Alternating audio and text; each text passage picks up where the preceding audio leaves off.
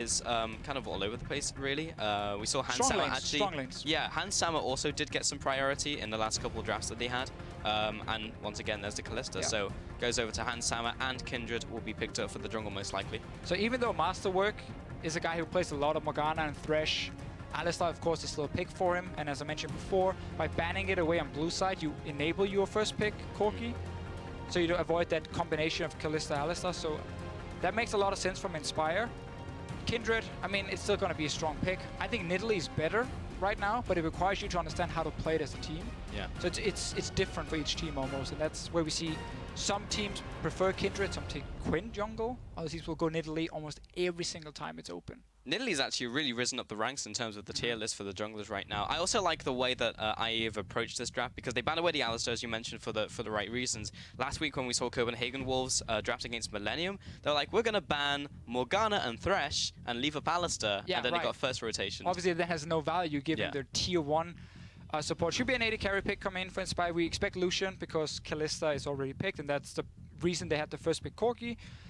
And already Gragas. Yeah. It is a flex pick for them. Yeah, a big flex pick, actually. One of the few teams who will actually be able to do it. Sartorius has played it in the top lane twice so far. First game was really impressive. Second game couldn't really get into the game apart from laning phase.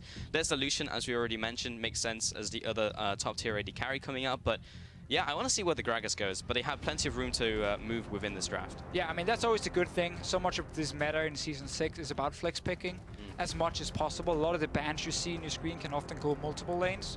So that's what I like actually the most about Gragas. It's not even that I feel like he's going to be a good jungler at this point. I don't think he's going to be absolutely Nidalee tier, in my opinion, but he's going to be a good pick. Yeah. A lot better wave clear now, or jungle clear. Once he gets a few levels, like level 4, level 5, he can start clearing really fast. Always a good, you know, once he hit level 6, he had a lot of teamfight impact. That's probably what we're going to see from Inspire. Surprising. Not really surprising in terms of who the players are. Yes. Morgana and Anivia for Masterwork and Pretty. I don't know about the Anivia pick, though. Yeah, well, it's a Pretty special. Yeah. And Pretty's done really well with the pick. We have not seen a single game in Challenger where I think Pretty's even gone egged. He's just, like, wrecked people with it. Whether I like it this point in the draft, I don't know, but it's interesting. My problem is, even with the Corki nerf where he lost some damage in the early game, or just overall, I feel like Anivia is too slow in the laning phase to deal with Corki properly.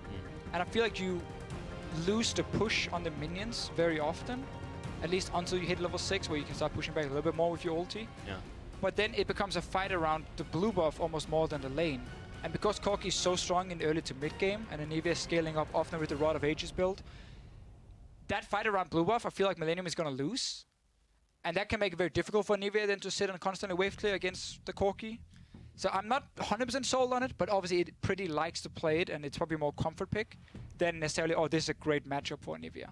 It's interesting for sure. What's more interesting is Hecarim just got picked up. Really? Coming in. So I assume that'll be on Sartorius going in the top lane. He's gone for the teleport and the ignite, so I assume it would be. There's the Janna as well for the Lucian Janna we've spoken about before, but... And it's blind pick. Yeah, Hecarim.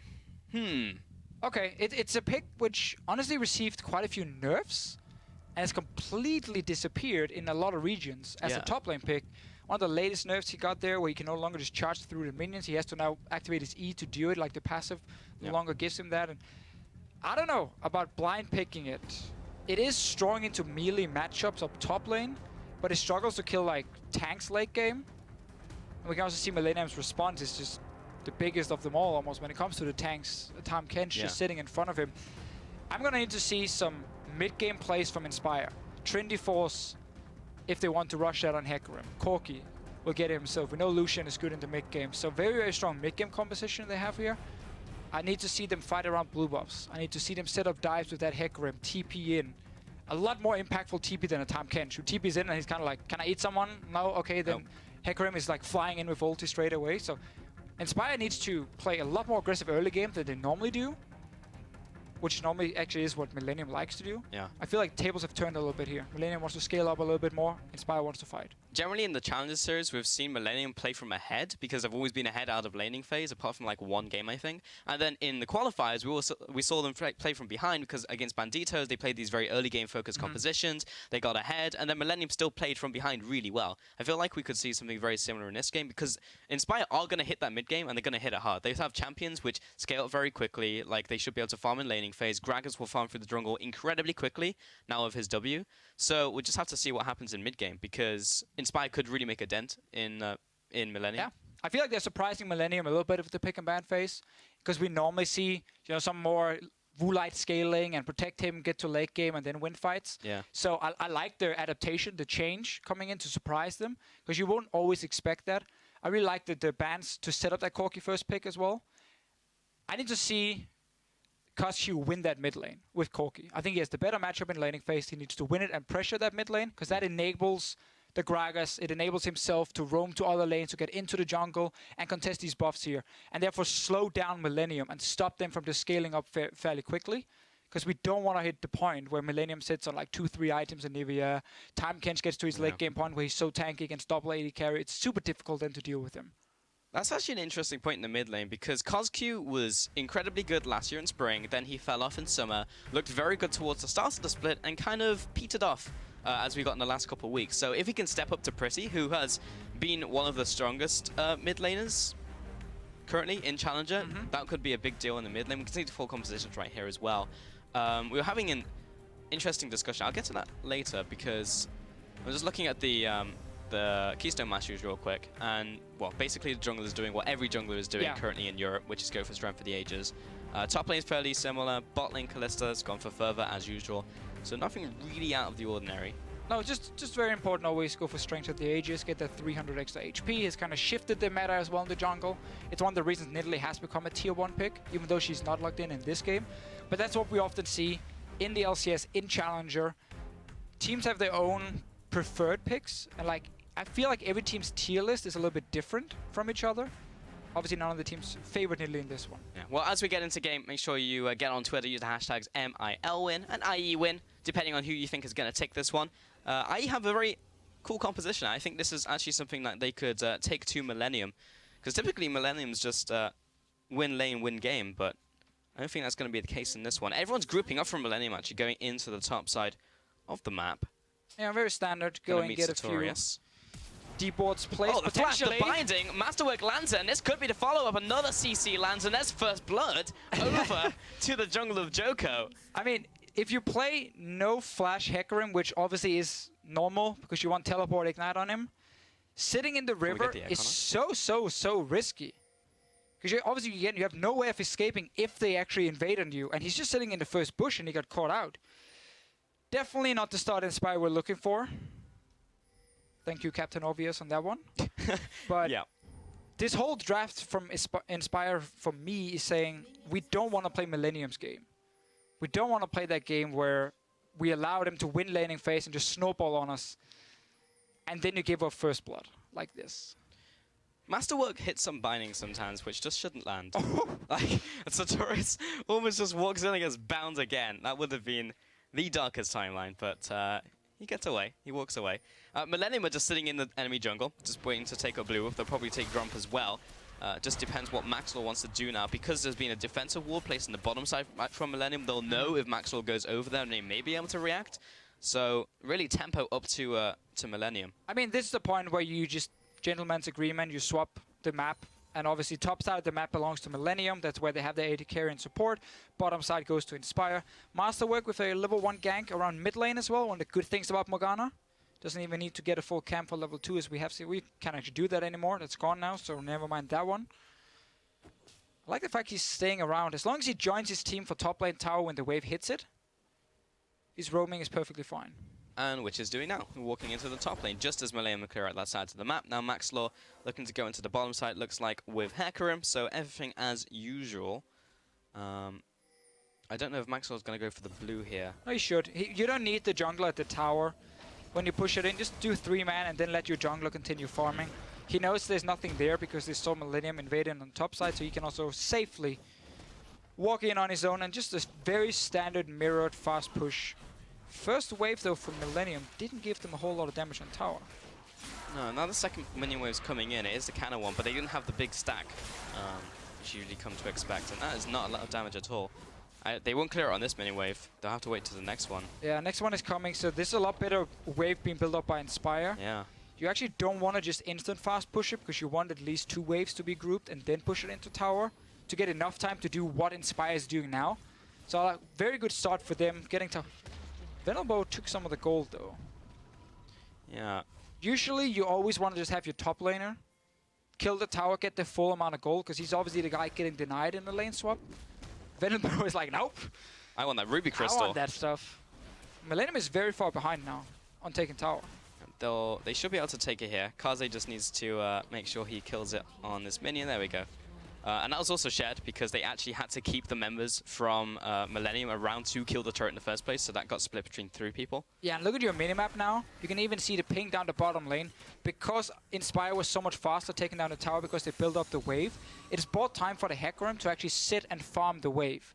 Where Tahm Kench killed the tower with his team, shared the gold, and instant recalled because he knew that Woolite and Venerable would already be top lane now to push him away. So it just makes a big difference in early experience. There's a level difference now between Kaze and Sartorius, and that's all built into how quickly you take down that first tower. And obviously don't mess up the minion wave, like we saw Millenium do. So Kaze is probably going to find a wave that could potentially be slowly pushing towards him, because I think actually got pushed a little bit by Sartorius, but he's going to push it back out. Yeah, we're about to find out. It's actually pretty even. I think it's slightly pushing towards Kaze, actually. Yeah, the problem is his minion wave will join faster. Yeah. So it's actually going to push back towards Inspire. Now you can see the minion wave from Inspire at the tier 1 tower down bot lane. So it's going to push back towards Sartorius. He just picked up the farm he could, left the wave. The wave is now going to push slowly down. But Yoko might be able to punish Sartorius here. There's no wards in the bottom side, so they don't know where Kindred is. There is the mark of the Kindred on top of this Rift Scuttler, so we'll be taking down that crab, or they will be taking down the crab. Sartorius now level 3. It's Hecarim pick, very interesting. Yeah. Also in this lane swap situation, mid lane, he comes out from Joko, or not get all 3 of those procs down onto Cosq, but he has also been marked up, so putting the pressure down on the middle lane, pretty, is actually behind the farm. This is kind of what we expected. It takes a little bit of time for Anivia to scale up in the mid lane, even to the point where she can farm effectively, because Cosq will just outpush her. She will be able to try and trade effectively, but it's very difficult pre-6 for Anivia. That max range Q flying so slowly should never hit Cosq. So I do believe once it hits 6, it will shift a little bit. We might see Pretty try and go for some trades, try and get some lane control back, but Corki will still be more than fine in this lane. And you can see he's just pushing it up to tower. He just wants to keep Pretty there, and Pretty is trying to stop the wave from actually hitting his tower, because last thing with Anivia on the tower becomes so annoying. It's just fun to see how both of them are fighting over minions. And Max Lore sees a chance. This is what we talked about in Champ Select. Once your mid lane is winning and has the priority on pushing, your jungler can so easily walk in and just place a few wards. Yeah. Bot lane duel. It is a Hecarim versus a Tahm Kench. So not too much gonna happen as Mexlor comes over the wall and Kaze instantly flashes over the old switcheroo. And he'll be burning that flash for that one. In the top lane, Masterwork and Handsama going up against Woolite and Wendelbo. Gets the rend off. Also gets the reset as well because he hit the minion, so he's still got the spears coming out. And Masterwork is looking to line up the binding, the flash, and the reaction flash from Vendelbo.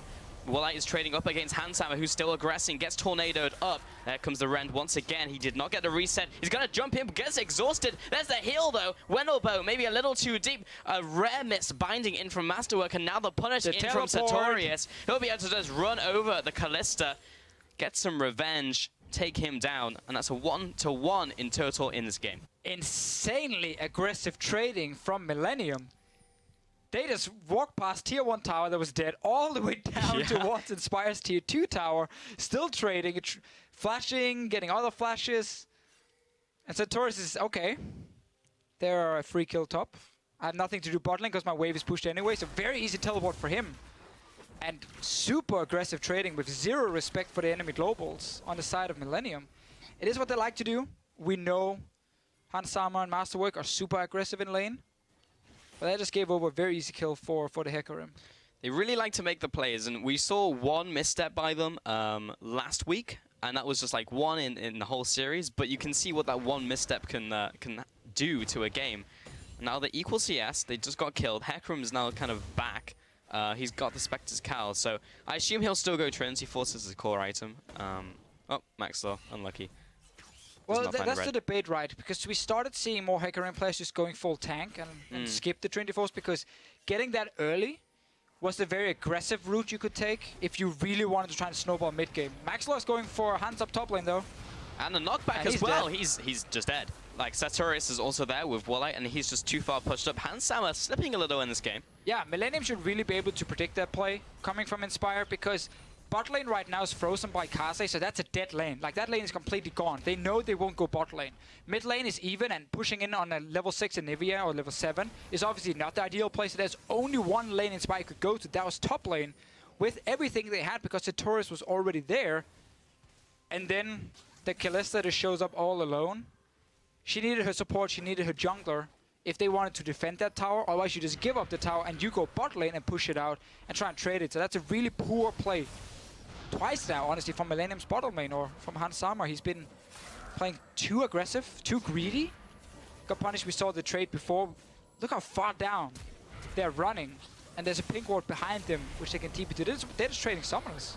And there's so many resources that Millenium put into this, because Hansama used his flash, he used his heal, didn't get the kill on Wallite, who went very far forwards. So the greed, I'm not saying, like, it kind of made sense, because he was like, oh, I can pick up this kill. And so if a skill shot had landed, it was unbelievably greedy, regardless of the result of this. And then Hecarim kills him anyway, so. Even if they get a kill, Hecarim would still TP. Still a 1-for-1. And like trade at least then. And in order to get that kill, it would require Woolite and Venerable to misplay it. Max Lloyd's getting caught a little bit by Joko, but Gragas, who's finally back in the meta. Yeah. It's worlds all over again. Hecarim and Gragas. We've gone back in time. That's true. We just need the Rek'Sai coming in here instead of the Kindred. Yeah. There we go. But yeah, so Gragas is able to clear the jungle very fast now. I say that because level 6 actually being out-farmed by Joko. So IER slightly ahead in the farm vote. That's pretty interesting.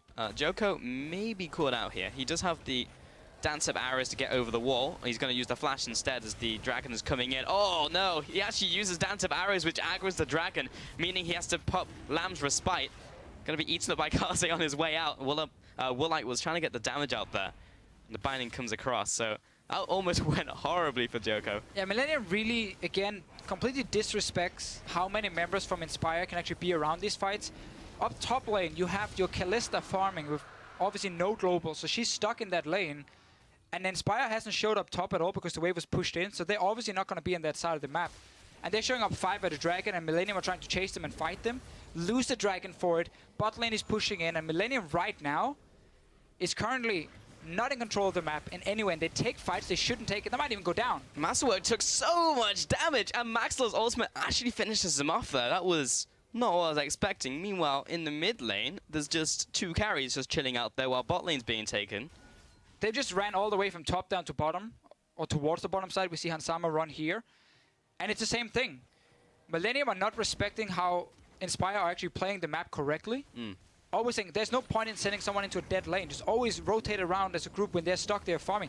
Kaze is going aggressive.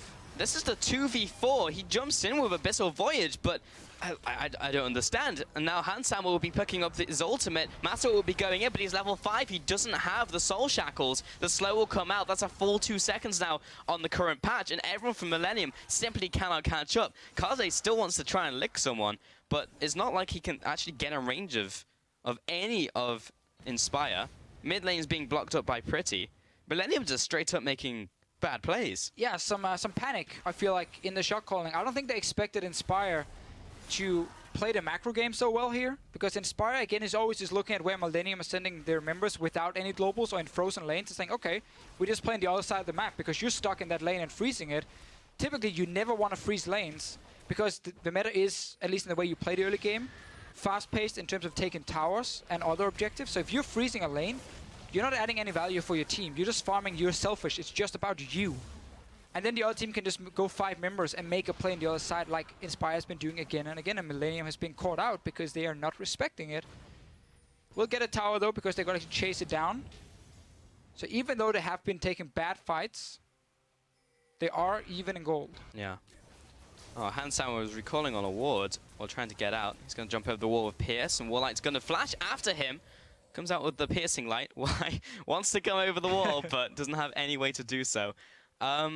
It's so interesting, though, because at the very start of the game, Millenium should have had tempo. They got the kill onto their hacker room, then they were in the top side of the map, they took that buff. The top lane wasn't stacked up with double waves, so they were late to the play. Yeah, that's where it all kind of dropped for Millenium, because they were slow at taking down that tier 1 tower in the lane swap.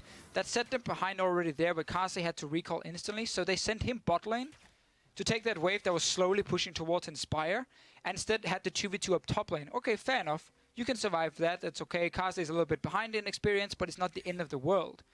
The problem then comes when their 2v2 lane starts chasing down to the enemy tier 2 tower like 5 minutes into the game, and they get TP'd on and die.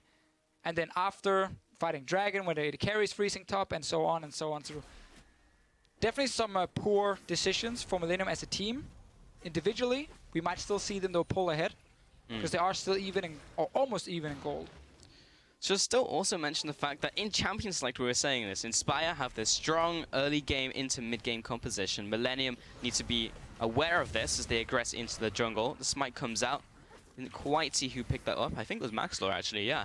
Actually picks it away. Joker's going to be knocked into the team, trying to get the Lamb's Respite down, but Maxlor's getting blown up pretty. Comes in with a fantastic combo. Joko will place down the Lamb's Respite and now move out of the circle, so he'll be going down. Sartorius now into this one will pop the Onslaught of Shadows. Pretty will have to flash away. So ultimately that was a jungler for jungler, and Pretty, more importantly, gets away with that red buff. Yeah, he gets the kill for himself. Had to use flash, could be important if there's a fight. Follow up, but there's no TP now for Centaurus either. He used it actually down to join the fight where Kaze stayed up top. So Millenium gets out from another very risky invasion into the enemy jungle. Still, yeah. It is very interesting. Yeah, we're looking at the Hecarim. We quickly talked about it, how rushing Trinity Force kind of died out because it required you to like snowball mid-game so hard to be effective. So I like to build more what Sartorius is going for, and just build tank. Because your job is actually not to be a main damage dealer, but still your combo when you TP in and you jump onto an enemy AD carry, you can like do a lot of damage as full tank Hecarim still. And see that last fight again. I say fight, it was more of a over-eager invasion by Millenium, who once again gets punished by Maxlor's ultimate. And look at the side lanes again for Millenium. They are slow pushing 2 side lanes, so they're in no position to actually fight. They are lucky to get out here 1-for-1. That should have just been 1 kill for Inspire, and that's it, and move on. But it's the same thing again. Millenium are constantly having members sitting and farming and slow pushing lanes, and then the other part of the team is like, should we fight? I mean, why not? I mean, yeah, our AD carries farming, doesn't matter, let's just go fight them. Yeah. And then Inspire shows up 4 to 5 members. Very just odd in this game. Pretty goes for the Rod of Ages first, just picked up the boot buff as well. Kaze is into the middle lane. Something you don't actually see that often is the Tongue Lash Devour combo, where you pick up a minion with the Tongue Lash. But he just did it. So. Yes, he did. Drains your mana, but it looks awesome. It does. Very cool. Weddle Bow, Woolite, and Coscu heading into the Rift Herald. It's 15 minutes into the game. That's also another thing with Hecarim, because he died out at the same time where Home Guards got changed from you buying it to... there's no point trying to steal it, because you... Okay. Because it's at 20 minutes now. You get it regardless, no matter what you have. So at 20 minutes, then you have the ability to Home Guard teleport. But before that, you used to be able to make plays. You used to be able to run to lane very fast because you'd basically go after your boots. But you just don't do that anymore. So that was another reason why we saw Hecarim die out. But being brought back here, you can see he's still even sitting on tier 1 boots, which is something that would never have happened before. He's been having a very simple game where Millenium has been overextending and he could just TP in behind them and didn't even need early home guards to catch on to them. What we see on the map now, though... Is it possible to get game sounds turned up, or do I have to do it on my side? Due to the fact we have no TP for Hecarim, Millenium can actually push top now with Kaze. He should just push it in hard, force someone up there. There might be a fight though, because Hecarim is on bottom side. They're going in. Maxwell E-flash onto Handsammer. He's separated from the pack with the ultimate. Joker's trying to get in range for the Lancer spike, but doesn't quite connect it. That's a lot of commitment onto that one target though. And the binding connects from Masterwork. Another flash coming in on top of the binding. Now Pretty in from the mid lane, but he's a little slow. Sartorius is there with the punish. So is Kozku from the north side. Joko is still putting down the damage. Now Lancer spike comes up to try and even up the tables, but this is going to be a whitewash. Masterwork, he tries to put in a cheeky little recall there, but what's he going to do? 4 for 1, and Inspire pulls so far ahead in this game. We talked a lot about this, Pulse, already, with how Inspire wants to fight in that mid game. We hear 17 minutes in, Trinity Force on Corki, 1 item completed on Lucian. Your Hecarim is actually already fairly tanky. You have a lot of ways of engaging with Gragas and Hecarim ultis. And Millenium, I mean, you're sitting on a Rod of Ages just trying to stack, and then you go Athene second, so you have very low combat stats just for Pretty. At this point, your Kalista is behind because she's been overextending as well. Like, it's very difficult for Handsammer to get proper position. This is 3 members only. They have no mid control because Pretty is now really far away. That's why Inspire can engage, even though Woodlight is not here for the fight. Pretty is gone. They kill the AD carry instantly, and now it's just easy for them clean up the fight. Millenium could have tried to disengage at this point after they lost 1 member, but they chased for more. And now Woodlight comes from the back together with Kozku. 280 carries saying we are more than ready to fight at this point. And again, everything Inspire wanted to do in this pick and ban phase, they've been able to do that. A lot of it also comes from the fact that Millenium are basically saying, oh, you want to play like that? Okay, we will allow you to play like that. We will give you these fights. And that's why it's 8-3 in kills. Ultimately though, the gold difference is not massive. It's 2,000 gold or just over, which is big, but it's not like a 10,000 gold difference. A lot of it's in the jungle though. Yeah, big farm difference. Yeah, so, or rather the other way around. Joker's making up some of that on his side. 600 gold ahead of Maxlaw. But still, like, so many kills going over to priority champions like the Hecarim in the top lane, for example, the ADC being ahead. Likewise, mid lane, almost 1,500 gold ahead is massive. And now we're gonna see Inspire just play like a 1-4 setup. Hecarim gets his TP, he just pushes top. Nobody can actually go up and defend properly against him. He can always push away first. He has more wave clear than a Tahm Kench, as an example. And then you just keep 4 members with oh no. Kozku, playing it pretty risky, but he will use it to clear the minions. Yes. All planned. Well, the package, I think it was expiring, but also Handsammer basically took a full culling to the face. No one was able to block it for me and couldn't get out of it either. Maxtor pops the ultimate, blasts Millenium away from the tower. Going to be eating up the Kindred, popping them both out behind the turret. And this is something we're going to see more and more of, is their Gragas against Kindred matchup in team fights. It's super tricky for Kindred because she puts down her ulti and she's like, I'm safe. And then Gragas is like throwing in his ulti shooter out of her own, and then she dies instantly. So where she normally can be a little bit of a front line due to her ulti, that gets completely nullified if Maxlaw plays it correct with his ulti in these fights, and you just take down the Kindred super easy. Yes, okay, you lose the early game, don't farm as quickly, but team fights is where this Gragas pick is going to be more impactful. There's a pretty cool interaction with Gragas coming back, of course, so that could be really big just in terms of like priority in champion select, how people react to like a Kindred being picked up. That's something you definitely need to keep track of. Joko just taking away this crap was marked with Mark of the Kindred, so that's another stack onto him. Mid lane, Handsammer gets blasted by Kozku. Kozku, we've not spoken too much about him since laning phase, but he is significantly far ahead of Pretty in terms of gold right now, and in terms of itemization. He's hit the Triforce spike and is building towards his next item, even has boots. Yeah, we saw him win the early game, and then it went somewhat even when Pretty hit like level 7 and an 8. But then we had these team fights where Pretty has also been denied getting blue buff until now, basically. 20 minutes in for him. So he's not been able to keep up the same pressure mid. He's also been caught out, obviously, because we had these fights. He's been the target, and Kozku has just been able to up his farm, and is doing fine in this lane. Still for Inspire, there's absolutely no reason for them to slow down the game at this point. Use the fact that Hecarim can push in the Tahm Kench. Still, let him be very active in a side lane. Get deep vision so you set up these TP flanks from the Hecarim, and then use the fact that you have Gragas and Hecarim to start fights. On an Anivia with no mobility, on a Kalista who needs to auto-attack to jump. It's very easy to engage onto her. It's after she becomes the peeling machine for herself, jumping left and right. Kaze will push these minions surprisingly fast now because of the changes to Senpai Cape, an extra 50% damage to minions and monsters. So he actually kills the minion waves way faster than previously. So he's actually not going to sit in the sidelines. Looks like he's trying to go for a flank here. There's the Abyssal Voyage, but I think it might be a little too late. He pops a little too far away. Maxtor going to be chased down. There's the culling onto Masterwork. Ooh, takes so much damage, almost taken out there. There's the binding into just the zone, and the flank fails. Yeah, Tahm Kench is definitely not an engaged champion. He's very good at rotating around the map very quickly, jumping from lane to lane, and he's good follow-up engage. But his ulti is so easy to just run away from once you see it, especially also with Vajana to disengage. So very easy for Inspire to just go, oh, Tahm Kench ulti, disengage, and then as soon as that's gone, now we re-engage and we can continue poking, because Millenium has no hard engage on their composition. Like, it's a comp that basically can't really fall behind, because now all it can do is just wave clear. But that should mean that Inspire focuses more on getting into the jungle, play the side lanes, set up a slow push in your lane. You can see the big wave up top here, slow pushing down. They're actually rotating a little bit too early to catch it. I would like to see them wait, stay mid for one more wave, and let this one get to tower. Then you rotate through jungle, and you catch the wave, and you kill the top tower, because now you actually gave Millenium time to move up and defend it. So Millenium is already here. So Inspire just a little bit too quick on pulling it. Wait one more wave, and that would have been a very good move. Walk the jungle on top side, get the big wave, get tower. That's how you play around these Nivea comms who are just sitting and wave playing forever in mid lane. Because Millenium can't really contest anything.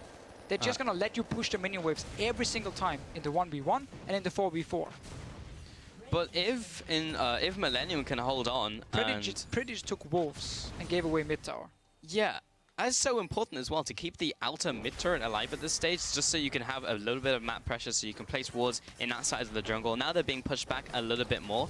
We have seen Millenium store exceptionally well, specifically in the qualifiers. I was very surprised how well they could store, especially with Nivea, which Pretty played multiple times. So maybe they can hold the line here up against Inspire, but Inspire are just straight up a better team, currently second in the standings than Renegades Banditos that we saw them in the qualifiers. So I don't think Inspire is just going to give Millenium time. I agree, and I think in this game Inspire has been a lot better than Millenium as a team in how to play the map. As long as they now play that side lane with Sartorius, have the other side lane build up a slow push, or even have the Lucian push it in, and you just play the side lanes more than the mid lane, so you play around a Nivea instead of playing into a Nivea, Inspire should be able to just continue pushing the advantage. We just talked about it. Millenium's engaged as a Tahm Kench ulti. Super easy to predict. You have deep vision as well in the enemy jungle. They should never go unnoticed. So I feel like at this point, this is Inspire's game to lose, even though it's 3k, 4k goal difference. And we have seen a lot bigger goal leads. Just because the composition from Millenium is so passive in so many ways. And we talked about how it would fall behind in the early to mid game. And it did, because they also took fights.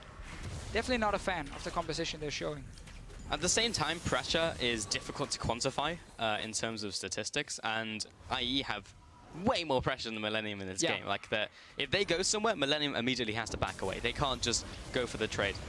Alright, Maxlaw had people behind him, but you can see how fast he just clears camps now with his W, with Runic Echoes as well in the jungle. And also goes Tracker's Knife. Like, it's just so much damage in that AoE. It's actually kind of crazy. He's also gone for Deadman's Plate, which did have a small hit to it, as the other armor items got buffed, but it's still good. It's still a great item. Yeah. You always know it's a great item if it's been nerfed like 2 or 3 times and people are still building it. Same with some of the champions we've seen. Like, I remember when Kalista came out, she just got nerfed I don't know how many patches in a row, and she's still a super, super strong pick. Just think back to how good she was at her peak. It's the Aurelia effect, you know? And why, it is. and why teams were so afraid of playing against it. Good old Xin Xiao release. Yeah. Never forget. Oh my god. 2-shot and 80 carry at like level 5. Actually triggered. Oh, Joko. Oh no. Oh no. Dance of Arrows, not over the wall, has to burn the flash. That does not feel good at all. And now you can see how Inspire, again, are playing the side lanes over and over. Woolite is sitting top lane. Bot lane is pushing in with the big wave for them. So Kasa has to go clear it out. Okay, so you get vision. Where's the Tahm Kench? We're not afraid of his teleports. We're not afraid of his ulti. Let's just see where he is on the map. So he now has to push his wave out, that allows Inspire to make plays on top side of the map instantly, starting Baron. So they're basically saying to Millenium, if you do not walk down blind through your own jungle, or through the river, and contest this one, we pick up a free Baron. And Millenium are so slow to react. Inspire are just not 1 step, not 2 steps, they're like 10 steps ahead of Millenium in this game when it comes to playing the map. Yeah, going full sway and 5 steps ahead of them. Hans Sammer, that's just not a good place to be. They have all these ultimates just to kill him. I mean, he was just caught out. Like, they knew they were on Baron. You get a global announcement that tells you they just killed Baron. And he was like, I wonder where they could be. Yeah, could it be topside? Nah. No, I need this minion wave. I feel like we've seen that many times this game. Yes, 4 times to be precise. Yeah. As he has 4 deaths. And they're all from being picked. Warlight now into the top lane. They have this minion wave. They burnt 2 ultimates on that, but it doesn't really matter. They have the pressure from the team, and it's 5 versus 4. This is quickly becoming a whitewash. This has been a very surprising game. Handing Millenium potentially their first loss today would be really big for Inspire. Definitely a very different performance for Millenium compared to what we normally see. Is that because they haven't really been forced into making bad decisions by other teams until they made it Inspire, who's obviously now second in the standings? So is it more credit to Inspire for actually exposing Millenium and clearly their lack of shot calling in this game, which we have seen?